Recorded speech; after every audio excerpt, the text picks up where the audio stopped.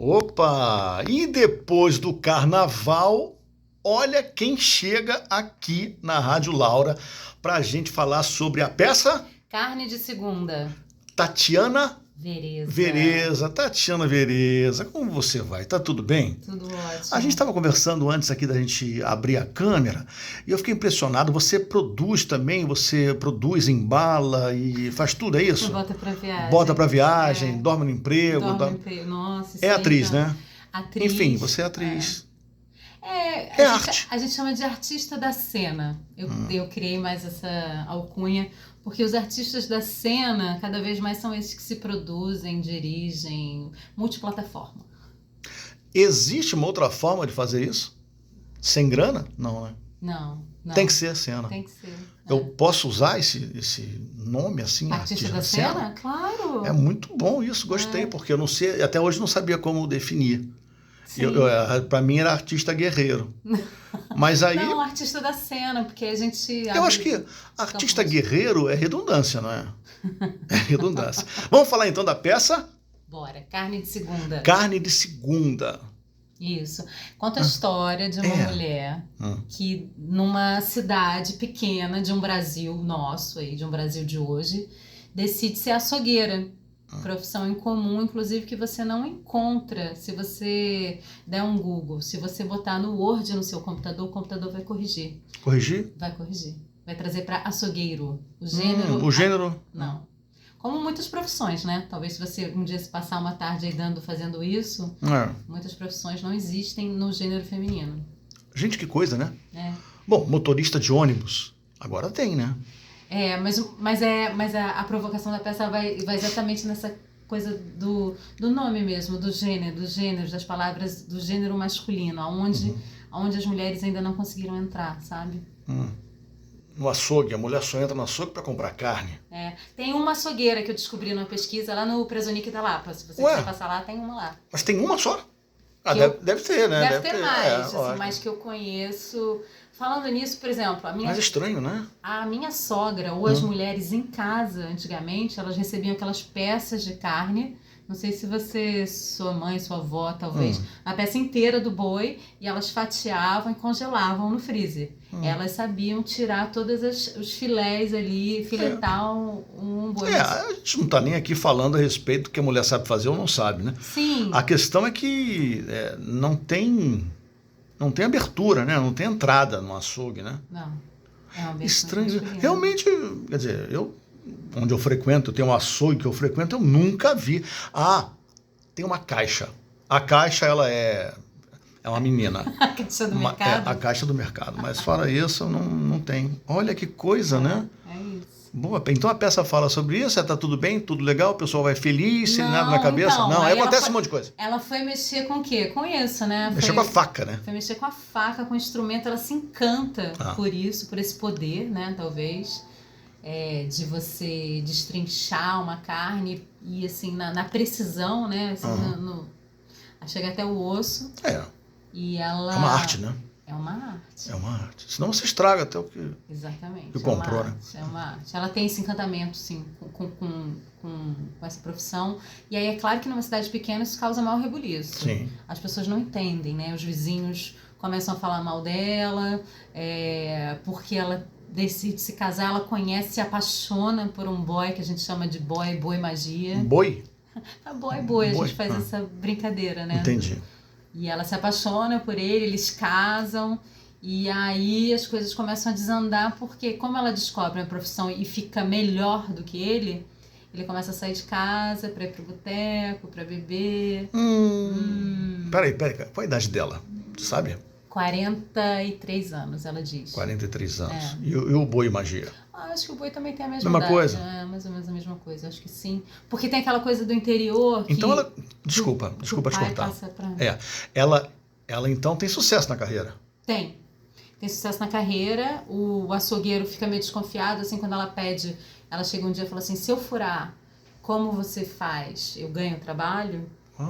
E aí ele coçou, pensou, falou, tá bom, quero ver. Aí ela volta, ela treina, volta e faz igual ele fez. Na verdade, até um pouco melhor, porque depois ela assume o açougue.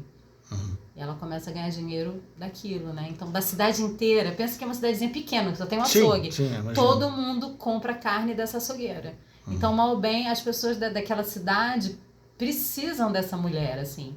E eles não entendem muito esse lugar dela, e aí por isso começam a falar mal, falar que ela não é mulher, que ela é muito bruta, que ela é grande demais, que ela não é delicada, que ela é feia, que ela é gorda, que ela é inapropriada, inadequada. De qualquer forma, tem sempre que achar alguma coisa pra falar, né? Das mulheres, né?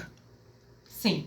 Eu tô falando da peça, mas tudo bem, mas é verdade. Não, mas tem esse olhar muito cruel, assim, da sociedade, do mundo sobre os nossos corpos, as nossas decisões. Cada vez mais ou cada vez menos, você acha? Eu acho que... Vamos sair da peça. Hoje em dia, eu acho que como a gente vem falando mais sobre esse assunto, pode parecer que a balança está um pouco igual, mas eu acho que ainda não, sabe? É porque a gente tem falado muito sobre esses assuntos, sobre feminismo, sobre igualdade de gênero e tal, mas eu acho que ainda tem uma disparidade muito mas grande. assim, falando que tudo se resolve, né? Estamos no caminho. Eu acho que o caminho é esse mesmo. Sim, o caminho é esse, falar, falar, até um dia que as pessoas falam, não, isso já não passar, não perpetrar mais o nosso pensamento, tá na nossa sociedade mesmo, né? Não é? Então, voltando para a peça.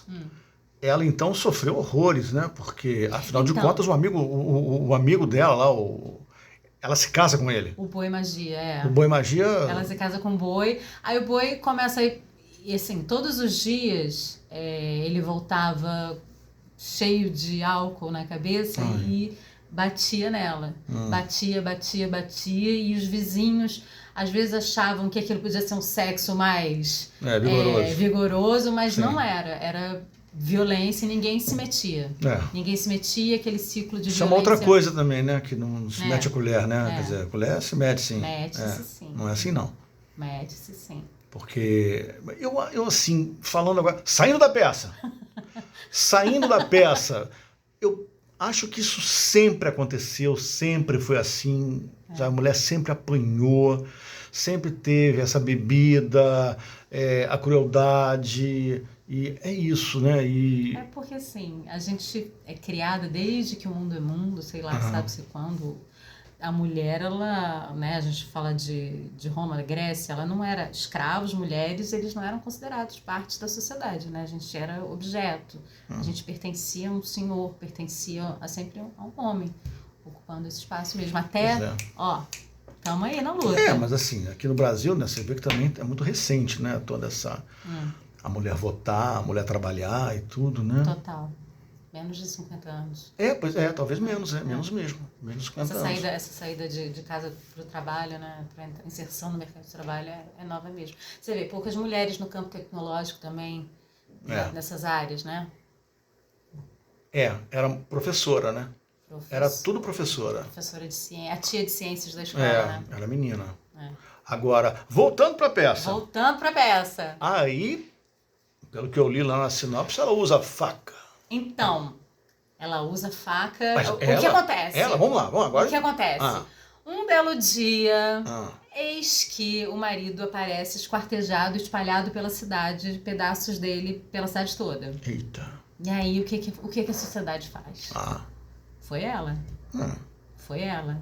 Então a peça começa ela contando essa história dela no tribunal. Só que a gente não diz isso de cara para a plateia, né? Mas ela tá ali contando a história dela para aquelas pessoas, dando a versão dela, na verdade, né? Se ela é culpada ou não de ter matado o marido. Olha, eu tô chocado aqui, porque assim, era só ver, vou agora fazer uma graça. Era só ver se foi bem cortado, né? Se foi bem talhado. Então, porque ela esquartejou o boi. Ela tinha precisão, né? Pois Isso aí, esse detalhe eu não sei, mas o que eu sei é assim, que ela espalhou pela cidade inteira para todo mundo ver. Isso para mim parece mais vingança de corno, assim, de boi ofendido, né? Porque o boi tem chifre, né? Deixa eu perguntar uma outra coisa. Você como atriz, o que tu acha? Qual é a tua opinião? Então, para eu construir essa personagem, contar essa história, eu preferi seguir muito, não sabendo de um possível final, assim, se ela era inocente ou culpada. Mas conforme eu fui fazendo e pelo encantamento dela com a profissão e eu acho que ela não matou o marido. Eu acho que é muito... Não, porque eu acho é muito mais forte a sociedade julgar logo de cara, sem dar chance de defesa para ela, só porque ela é boa na faca, do que... Para mim é muito mais interessante uma mulher ser quem ela é, açougueira, ter passado pela violência doméstica e não ter se rendido à vingança. Porque eu acho pobre de dramaturgia, artisticamente mesmo, você seguir por esse caminho uma ideia, sabe? Ué, mas... Existe, possível, mas para mim, para eu construir como atriz, eu acho que talvez fosse me roubar um pouco da doçura do encantamento. Entendi. Porque eu construo muito nessa dualidade de... Ela é bruta, eu não faço ela bruta. Mas ela é bruta. Ela é bruta por si só, mas eu também trago outras coisas. Ela é bruta para sobreviver, né? É bruta para sobreviver. Agora, se não foi ela, quem foi? Para mim foi quando o marido começa a ficar no boteco, ele arruma uma amante. No boteco, é? No boteco, na vida, na noite, enfim, sei lá. E aí eu acho que o marido dessa amante descobre. E aí sim, eu acho que tem um embate, e aí os dois, enfim. Depois até a gente acabou subtraindo do texto, mas esse amante, esse marido da amante, ele foge da cidade. Então também não tem outra pessoa para acusar. Eu acho que foi ele. E como é que o pessoal sai da peça depois? Algum comentário, alguma coisa? Eu acho que fica muito forte, tem uma construção muito plástica também das cenas, assim. Eles ficam impressionados com o poder de uma mulher açougueira, eu acho, com o poder de uma mulher com uma faca, né? E pensando um pouco sobre, eu acho que assim, esse lugar de gênero mesmo, assim, de onde as mulheres estão, o que elas ocupam. A minha ficha técnica só tem mulheres. Opa! Toda execução. Todas com faca na mão, não? Não. Tá. Não. Mas é interessante, por exemplo, eu fui atrás de uma mulher para fazer trilha. Poucas mulheres nesse campo de trilha sonora. Eu tenho 2 iluminadoras maravilhosas. Uma delas está indicada ao Shell, mas poucas iluminadoras também existem. Tem os lugares ainda que ainda a gente não ocupa, sabe? Sobre sonoplasta isso. Também, né? Sonoplasta. Imagino, né? Contra-regra. E você tá no teatro há quanto tempo? 30 anos. 30 anos. Você descobriu o teatro ou quem descobriu foi o teatro, você? Ai, pergunta difícil. Mas eu acho que eu sempre insisti, assim, corri atrás dele mesmo. Por que você queria fazer isso? Porque Aquela coisa que a gente não sabe? É porque você olha ali, tem uma hora que você vai olhando para aquela grade de matérias que você tem na escola, né? E você sente que ali não tem muito o seu lugar, sabe? Não vai te levar a lugar nenhum, né? Não. Eu sei bem o que é isso. Tinha, em todas as escolas que eu vi, tinha assim, teatro amador, um negocinho chamado teatro amador. E aí eu tava sempre lá. Mesmo no teatro, na escola que eu fui depois, que era voltada para o vestibular, que era o Princesa Isabel, que era a escola do vestibular. Poxa, maravilha. Tinha teatro amador. Onde eu tava? Lá no Teatro Amador da Princesa Isabel. Então, quando é assim, não tem jeito. Não tem jeito. Quando é assim, não tem jeito, não. Não tem jeito. E uma pergunta que eu faço para todo mundo que senta aqui na Rádio Laura para conversar comigo. Como você vê a Casa de Cultura Laura Alvim, ou melhor a pergunta, qual a sua, vamos dizer, relação afetiva com a Casa de Cultura Laura Alvim? Isso aqui é um templozinho de arte no coração da Zona Sul, né? Porque eu trabalhei com a Milton Vaz Pereira. E aí, a referência deles com as Drubal é maravilhosa, porque a Laura que cedeu o espaço, aquele cantinho lá de trás. Muito bom. Para que surgisse o Asdrubal, trouxe trombone.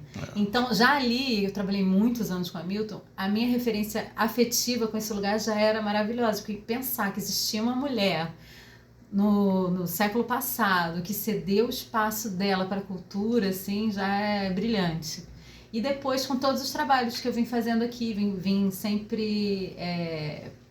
cada vez que eu venho aqui, é uma memória nova que eu acrescento tanto à minha carreira quanto ao espaço físico desse lugar mesmo, né? Tá bonito, né? Demais, cada vez ele tá um luxo, isso aqui tá muito uma bonito. Joia mesmo. Viva Laura. Viva Laura. Viva Laura, meu Deus do céu. Vida longa esse espaço, nossa. Não é? E vai até quando a peça? Vai até 19/3. Dá uma ficha técnica pra gente. Vou dizer, ó, sexta, sábado e domingo, sextas e sábados às 19 horas, domingo às 18.